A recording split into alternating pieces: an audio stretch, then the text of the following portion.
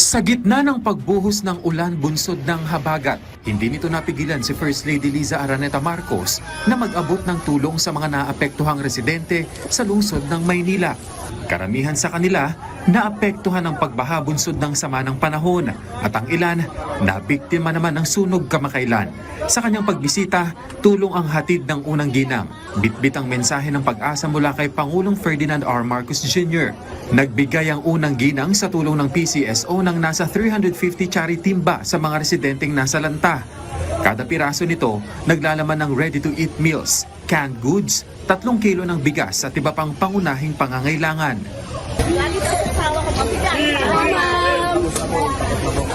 Lagi sa asawa ko po.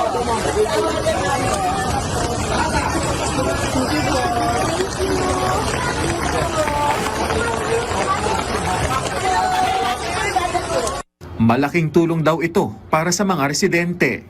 Malaking bagay na po para sa amin kasi sabay-sabay na ang sunog, baka tapos nagkakarwas na yung trabaho namin. Malaking tulong na po.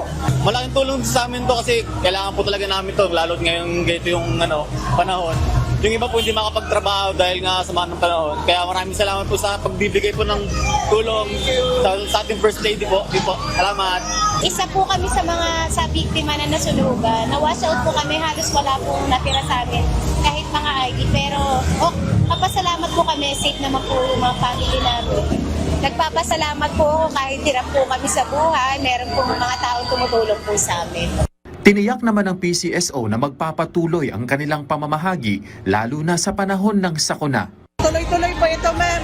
Hanggat meron po kaming ipapamigay, ibibigay po namin ito sa mga, lalong-lalo na po, sa mga nasalanta po nung bagyo, tsaka yung mga nasunugan po.